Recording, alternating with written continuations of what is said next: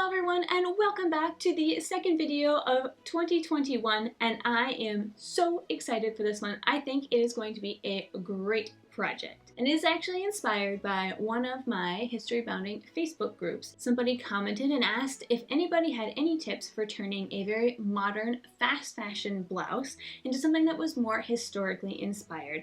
And that instantly caught my attention and just absolutely intrigued me. And I am very, very inspired by this challenge of taking a modernly styled blouse and turning it into something that is either late Victorian or early Edwardian. So that is what we're going to be doing this week. With this project in mind, I went out and found myself secondhand blouses that I thought would do the job quite nicely. The first one, and full disclosure here, I may have gotten a little bit overly excited about this project and jumped the gun because I've already a little bit started to work on this one. Now, I did pay more for this than I would have liked to, considering that it was bought at a secondhand shop. However, it is in great shape. It is a very nice quality shirt. This one already has a lot of pleats on the front, which is great, and actually the buttons are hidden behind the middle pleat, which actually was a very common feature of a lot of the shirtwaists that I was able to find in catalogs. Lack of fabric is not a problem that I will have to deal with on this shirt because it is an XXL and I am absolutely drowning in fabric, which is perfect because it will give me a lot to work with here as I shrink it down. So hopefully by the end of this video, I will have at least 2 new historically inspired shirtwaists to add to my ever-growing collection of historically inspired outfits. And hopefully you will have learned something in order to be able to turn your own modern blouses into something a bit more historically inspired. Let's get started, shall we? I knew I wanted to add some release tucks in along the shoulder lines, like this example here, which meant I had to open up the shoulder seam.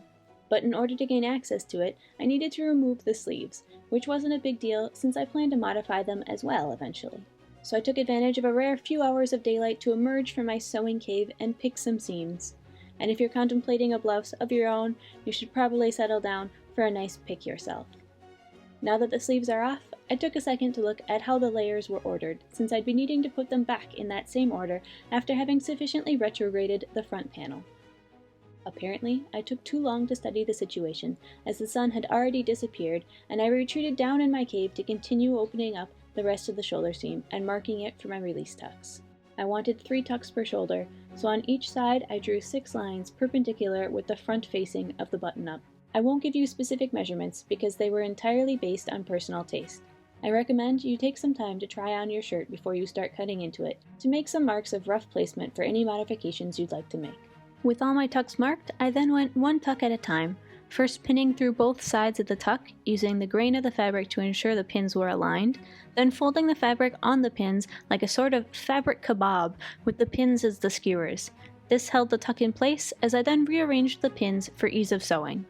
The tuck was then sewn down, and the process repeated until all 3 tucks were stitched in place.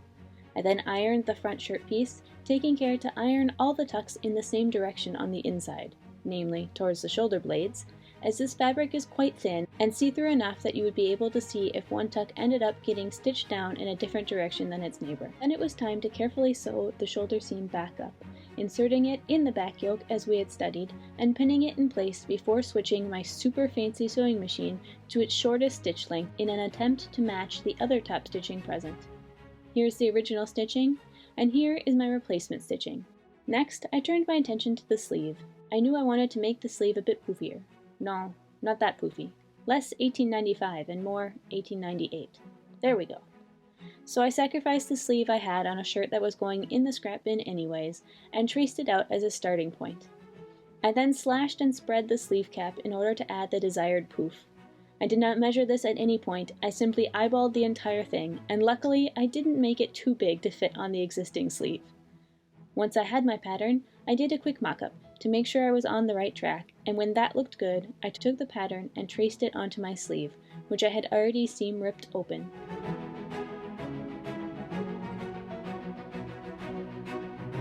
I cut out the new shape and marked the pleats, which conveniently were the inserts from the slashing and spreading.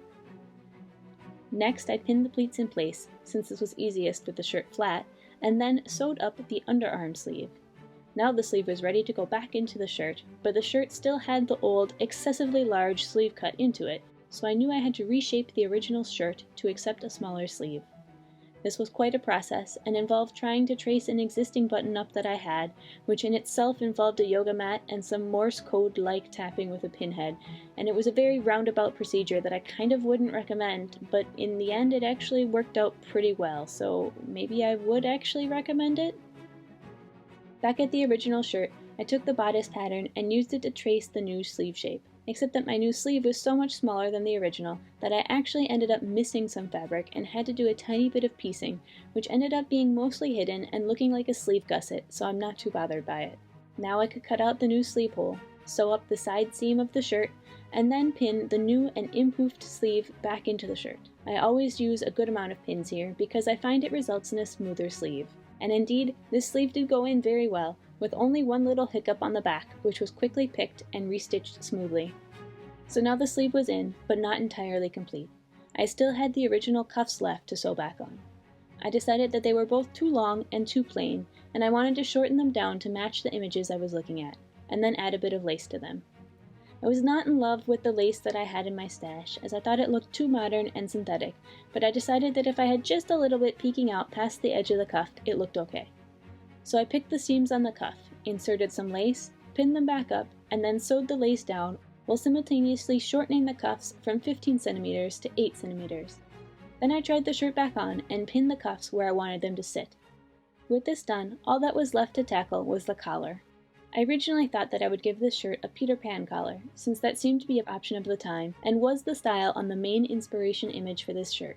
However, I realized that if I just ironed the spear tips flat, the collar resembled the high-necked collars of the time, so I decided to keep the collar more or less as is, iron the spear tips flat, and add a little bit of lace detailing to match the cuffs.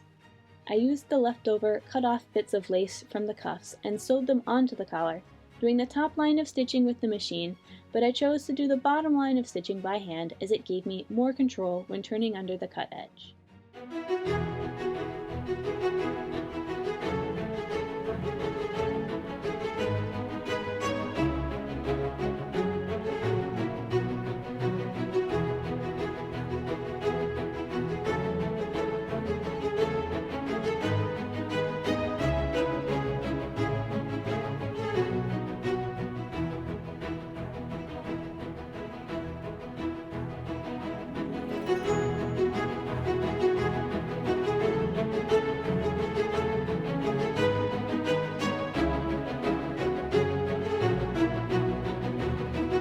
Well, there you have it. I hope you enjoyed the reveal, as well as this project in general, because I sure had fun doing it. Although, I'm pretty sure that actually it was harder than if I had decided just to construct a shirtwaist from scratch, because I was working with very limited resources, trying to use only the fabric that I could find on the shirt itself and repurposing it, rearranging it, and it was an interesting challenge. Definitely working with shapes that were already predetermined and making them sort of work to fit my dimensions was something that I hadn't done before, but something that I really greatly enjoyed, so I think I will be doing more of these projects in the future. I am in general very pleased with the look, although admittedly I was not going for perfectly historically accurate, but rather a vague impression of turn of the century, and I think that I definitely achieved that. I am not in love with the lace detailing that I added, however, since all the stores here are closed and will remain closed for the next several weeks due to COVID, I think that I did a pretty good job of incorporating what I happen to have in my stash without making it look too tacky and modern. As you guys saw earlier, I did have to piece that little gusset piece in here, but it's actually virtually invisible. You really can't see it unless I am running around flapping my arms like a chicken, but in that case, I'm pretty sure you will be distracted by other things. There were a couple additional modifications that I did off camera after the filming but before the reveal, and I'll run through those quickly for you here because I think that they did contribute to the overall effect of the blouse. And the first one is that I added a little snap here at the very top of my collar because no matter how much I kept ironing it, they did want to keep falling back down into their original formation. Additionally, I did make some little button cufflinks to keep my sleeves closed. And lastly, and I do believe most importantly, is that I actually added some support to my sleeves here. I was super in love with the pleating that I gave my sleeve. The slashing and spreading method worked very well. However, after I had installed the sleeve and tried it on, they were a bit limp. As you can see in this clip here, I have installed padding on one shoulder but not on the other, and you can see there is definitely a noticeable difference between the shoulder where I added padding and not. So this padding is called a sleeve head, or if you speak Swedish, it's called a sleeve fish, which is the most ridiculous image. And generally when I have added sleeve heads in the past, I actually usually just use a little extra bit of the fashion fabric underneath on the seam allowance of the sleeve to add just a little bit more structure to that shoulder. However, as these sleeves are supposed to be quite poofy, I found that adding a layer of just this thin shirting fabric was not enough to keep the shoulders fully poofed up. So I actually pulled out a piece of polar fleece and I folded that in half and just stitched it in by hand, and it runs from about here all the way around to about here in the front. So basically it's just underneath the area that has the pleating, and it really helps to keep those shoulders inflated, if you will. 10 out of 10. Do recommend the sleeve head approach if you are wanting to keep your shoulders erect. So hopefully I've inspired you to go look in your wardrobe and see if there's anything there that you would like to refashion into something a little bit more history-bounding inspired. Thank you for joining me today. I'm so glad to see you here in my small corner of the internet. If you would like to see more projects like this in the future, definitely let me know in the comments below. And if you are enjoying the kind of work that I am doing here, definitely consider hitting that subscribe button so that you can stay up to date when I have more videos coming up. Have a fantastic week, stay safe, and let me know if you've got any history-bounding projects that you're working on. And I will see you back here next week for some more historically inspired projects. Bye!